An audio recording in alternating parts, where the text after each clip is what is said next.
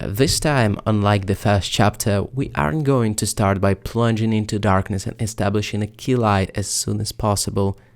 What we're gonna do instead is slightly more advanced.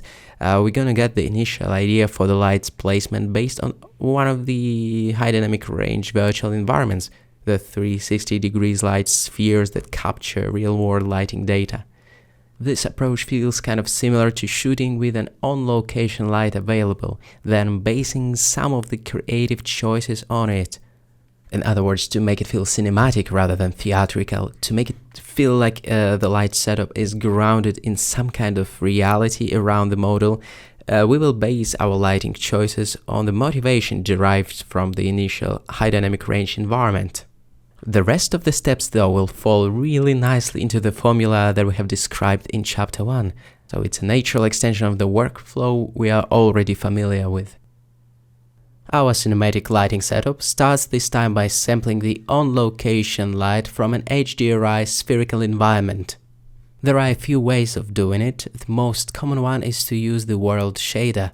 In order to do it, we need to open the shader editor in the top window and switch its type to world. Dot on the numpad will help us to focus on the nodes. Here we see the background shader. We need to click on it and press Ctrl T to generate 3 nodes: texture coordinate node, mapping node, and the environment texture. Now the high dynamic range panoramic image should be loaded in. So here is my small collection of HDRI images from polyhaven.com.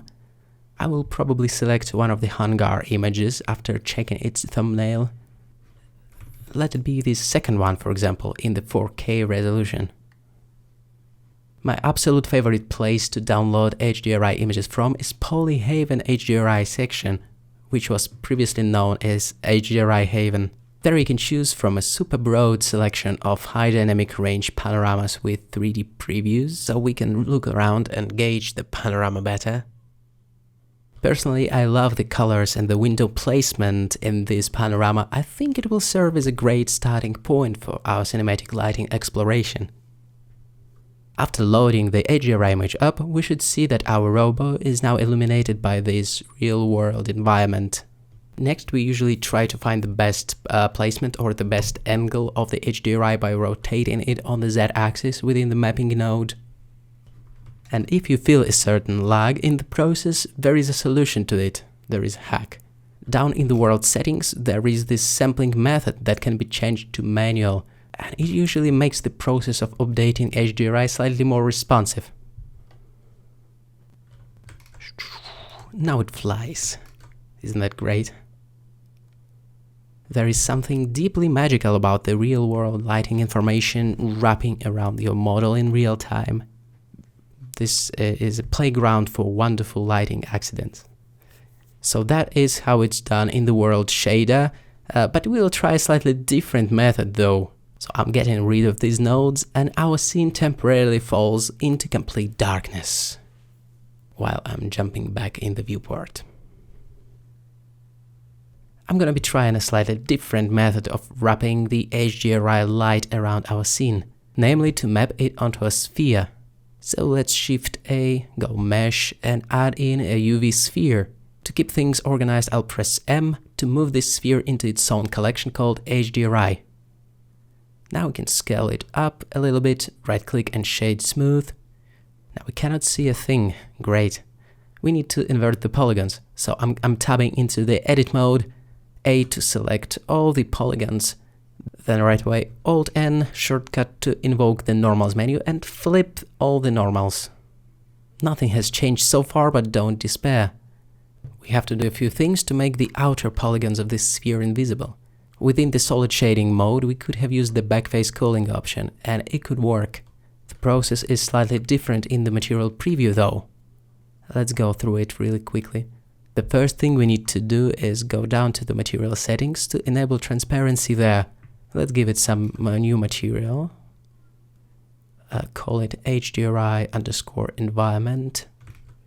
The backface transparency setting we're looking for is located in one of the submenus of the material properties, namely the viewport display settings submenu, the magic checkbox hiding the backsides of 3D faces. Here we go, now we can see through that sphere when looking from the outside. So this inverted sphere, physically located in the Blender 3D space, will be a holder for our HDRI panorama, a replacement for the world shader approach. There are a few cool benefits of doing it via mesh that will become clear shortly, but for now let's scale it up a notch and get to our shader editor. The shader type obviously needs to be switched over back to object now. And we should see the principled BSDF shader that was added by default. It can be safely replaced with a much simpler emission shader instead. All we need from this object is its light emitted from polygons. So let's connect it to the material output, then click on it and press Ctrl T to generate this bunch of useful nodes. In the image texture drop-down menu, we just need to locate our Hunger EXR panorama. And this is it, we recreated the HDRI setup, but with this sphere that emits the light from its surface. And unsurprisingly, the rotation controls will now behave in a slightly different manner. What was controlled with the help of the Z rotation previously is now mapped onto the Y axis instead.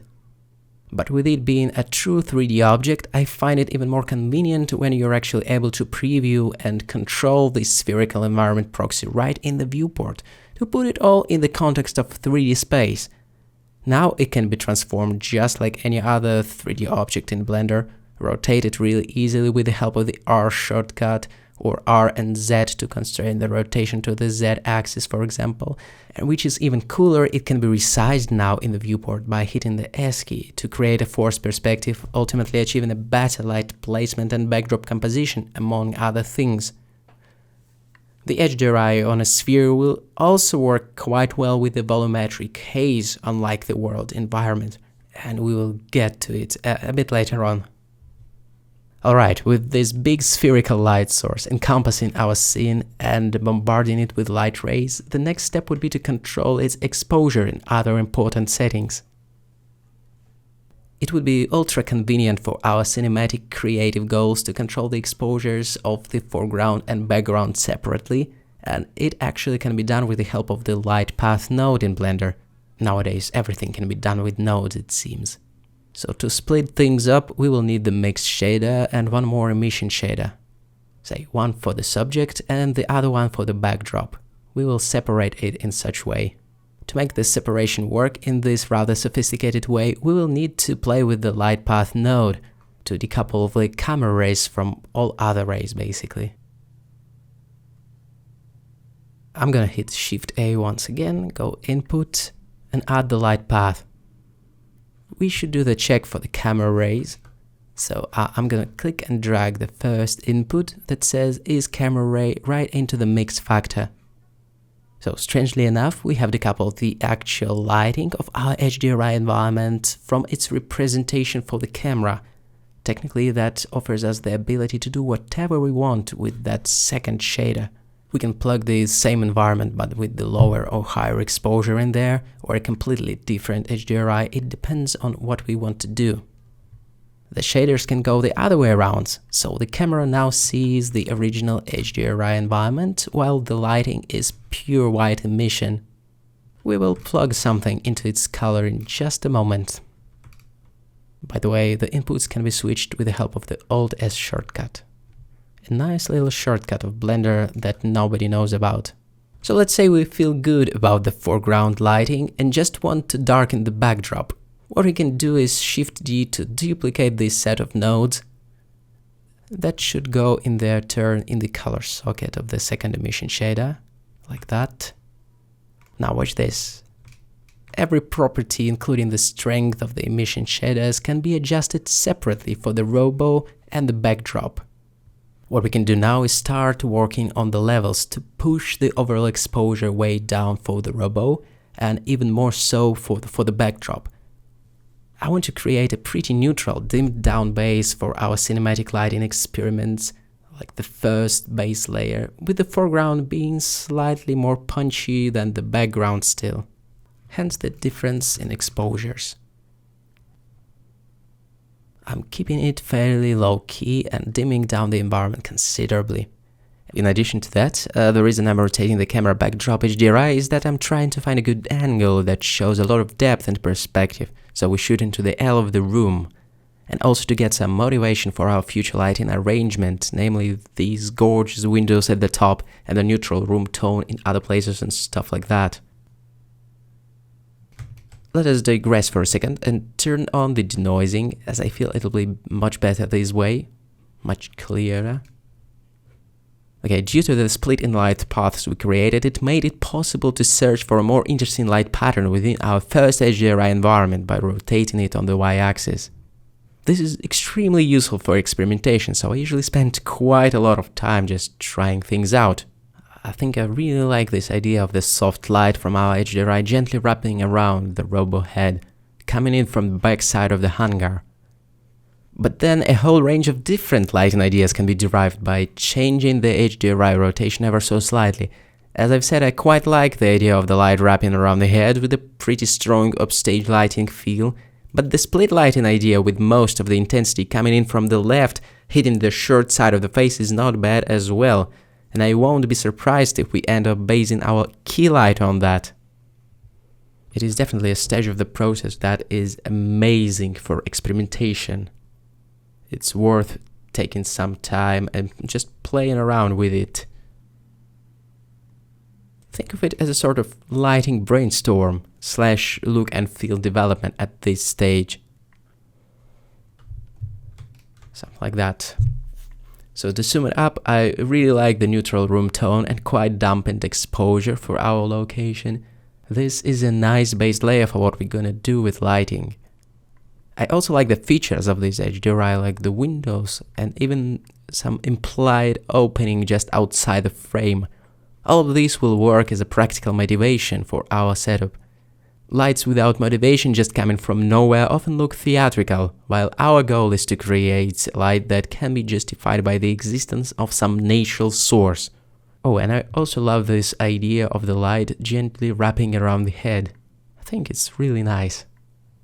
We can capitalize on that.